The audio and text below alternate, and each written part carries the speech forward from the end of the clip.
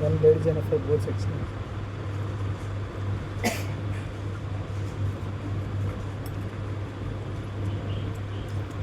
చాలా మందికి టీచర్లకి హార్ట్ చేసేటప్పుడు కొన్ని కన్ఫ్యూజన్స్ ఉంటాయి.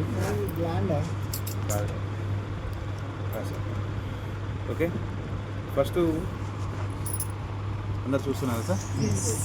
ఫస్ట్ మనకి హార్ట్ స్పెసిమన్ మన దగ్గరకు ఉన్నప్పుడు మనం ఇలానైనా పెడతాం, మర్చిపోయి ఇలానైనా పెడతాం, కన్ఫ్యూజ్ కావద్దు. ఫస్ట్ మేజర్ పాయింట్ అది. డార్సల్ వెంట్రల్ చెప్పే కంటే ముందు ఈ కరోనరీ సల్కస్ ఉంది. కరోనరీ సల్కస్ ఇది స్లాంట్గా ఉంటుంది, ఇలా ఇక్కడ కూడా కొన్ని కనపడతాయి, ఇంత ప్రామినెంట్గా కనపడతాయి. రైట్, కరోనరీ సల్కస్ ఏ వైపున ఉంటుందో అది మన వెంట్రల్ సల్కస్ ఇలా ఉంటుంది. ఇప్పుడు చూడండి, గుండె కొద్దిగా లెఫ్ట్ వైపు కింద చూడండి టిల్ట్ చేయబడ్డది. ఎస్, అంతేగాని లెఫ్ట్ వైపు లేదండి, కింద కింద కొద్దిగా టిల్ట్ చేయబడ్డది. రైట్, అంతే. దానిని బట్టి చాలామంది టీచర్లు అంటే పాత బుక్లు అలా ఉంది కాబట్టి మనం అలా చెప్పేవాళ్ళం. ఎడమ వైపు లేదు, కరెక్ట్గా పొజిషన్ ఎక్కడంటే 2 lungs బిట్వీన్ మీడియా స్ట్రెయినమ్ అనే ప్రదేశంలో సెంటర్లో ఉంటుంది. కానీ కొద్దిగా దీని అపెక్స్ అనేది లెఫ్ట్ వైపు టిల్ట్ చేయబడుతుంది. రైట్, ఇప్పుడు చెప్పండి, ఇది మన వెంట్రల్, ఇది డార్సల్. చూడండి, బేస్ ఇంతకుముందు లంగ్స్లో కింద ఉంది, హార్ట్కి వచ్చేసరికి చూడండి పైన. బేస్ ఆల్వేస్ బ్రాడ్గా ఉంటుంది, ఈ పాయింట్ మర్చిపోతుంది. పై వైపున ఉన్నది బేస్, కింద నారోగా ఉన్నది అపెక్స్. ఇది వెంట్రల్, ఇది డార్సల్.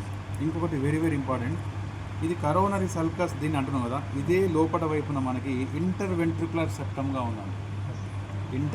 దాన్ని ఇంటర్వెంట్రికులర్ సెప్టమ్ ఏమన్నా ఉంటే విభాజకం, కణాంతర విభాజకం. రైట్, ఇది ఓకే మేడం, నేను డిసెక్షన్ చేస్తున్నప్పుడు చూపిస్తాను, కొన్ని టర్మినాలజీ రాలేదు. ఇది ఇంటర్వెంట్రికులర్ సెప్టమ్ అంటాము, సెప్టా. ఇది ఏం చేస్తుందంటే రైట్ వెంట్రికల్ లెఫ్ట్ వెంట్రికల్ని డివైడ్ చేస్తుంది. ఓకే, ఇంకొకటి మనకి ఎన్ని ఛాంబర్స్ ఉన్నాయండి? 4 ఛాంబర్స్. ఫస్ట్ 2 వచ్చేసి ఆరికల్. చాలామంది టీచర్లు కన్ఫ్యూజ్ అయ్యేదే ఆరికల్స్ దగ్గర అండి. ఈ భాగాన్ని ఆరికల్స్గా చెప్తున్నారు, కాదండి, పైన చెవుల లాగా ఉన్నాయి చూడండి, ఇది ఇవి ఆరికల్స్ అండి. చిన్నగా ఉన్నాయంటే ఇప్పుడు దానిలో బ్లడ్ లేదు కాబట్టి అది, దానిలో బ్లడ్ వస్తే అవి ఉబ్బుతాయి. ఇవి 2 మన ఆరికల్స్. వాల్స్ నెక్స్ట్ స్టార్టింగ్ కాదు, ఇది మన స్టార్టింగ్ పాయింట్లో ఉన్నాం. ఇవి ఆరికల్స్, కర్నికల్.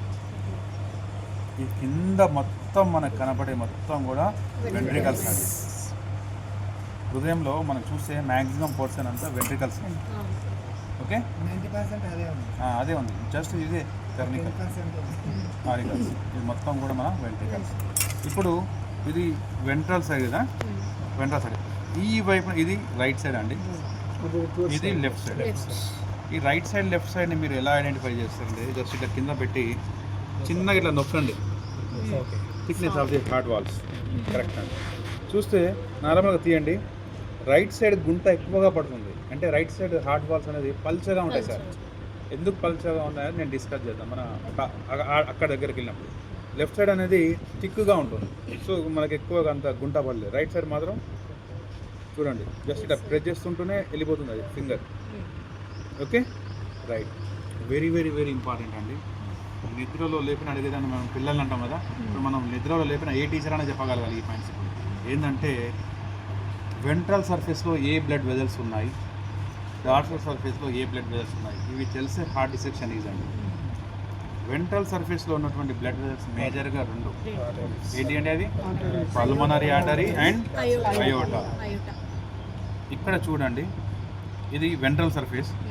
ఇక్కడ మనకి ఇక్కడ ఇదొక ఓపెనింగ్ కనబడుతుంది, ఇక్కడ ఇదొక ఓపెనింగ్, ఈ ఓపెనింగ్ దీని బ్రాంచ్, ఇదొక ఓపెనింగ్ కనబడుతుంది. ఎందుకంటే దీని బ్రాంచ్ అని ఎలా అన్నాను, గ్లాస్ ఆడేసి చూడండి. ఎస్, ఇదొక ఓపెనింగ్ ఉంది, ఇదొక ఓపెనింగ్ ఉంది. ఇది ఏంటిది, ఇది ఏంటిది, పల్మనరీ ఆర్టరీ. ఇది ఎలా చెప్పగలుగుతున్నారు? ఇది పల్మనరీ ఆర్టరీ, ఇది అయోటా. ఇక డార్సల్ అయోటా అని అనొద్దు, సింగిల్ నేమ్ అయోటా.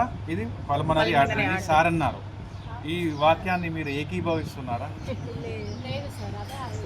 ఇది ఆర్టరీ, సారీ అయోటా, ఇది పల్మనరీ ఆర్టరీ. ఓకే అండి, వెరీ వెరీ ఇంపార్టెంట్.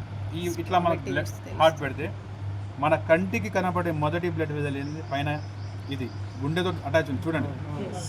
ఫస్ట్ మనకు కనపడే బ్లడ్ వెజల్ పల్మనరీ ఆర్టరీ. ఇలా పెడితే మనకి ఫస్ట్ చూడండి, ఇది ఫస్ట్ మనకు కనపడేది పల్మనరీ ఆర్టరీ. పల్మనరీ ఆర్టరీ కింద ఎగ్జాక్ట్లీగా మనకు అయోటా ఉంటుంది. ఇది మర్చిపోతుంది. ఎలా కన్ఫర్మ్ చేయాలి? Glass rod. పల్మనరీ ఆర్టరీ ఎక్కడి నుంచి వస్తుంది? రైట్ వెంట్రికల్ నుంచి. అయోటా ఎక్కడి నుంచి వస్తుంది? లెఫ్ట్ వెంట్రికల్ నుంచి. జస్ట్ ఏం లేదు, గ్లాస్ రాడ్ వేయండి, జస్ట్ ఇలా స్క్రోల్ చేయండి. రైట్ వెంట్రికల్ ఇది పోదుగా గ్లాస్ రాడ్, ఎందుకంటే సెప్టమ్ ఇది రైట్ సైడ్, ఇది లెఫ్ట్ సైడ్. నేను అన్నాను ఇది పల్మనరీ ఆర్టరీ. మర్చిపోతుంది, ఈ పాయింట్ బాగా మైండ్లో పెట్టుకోండి.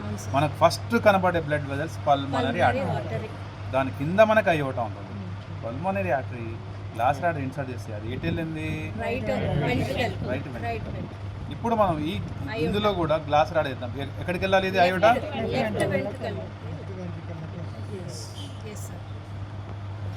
క్లియర్? రైట్. ఇది మరి ఇక్కడ చాలామంది టీచర్లు ఉంటారు, ఇది దీంట్లో కూడా వేసినా కూడా ఇది ఎక్కడికి వెళ్తుంది. కానీ మీరు ఏం చెప్పారంటే అయోటా ఇట్లా బయటకు వచ్చినప్పుడు ఒక బ్రాంచ్గా డివైడ్ అవుతుంది. ఈ బ్రాంచ్ పేరు బ్రాకియోసెఫాలిక్ ఆర్టరీ. అవసరం లేదండి, మీకోసం ఇది.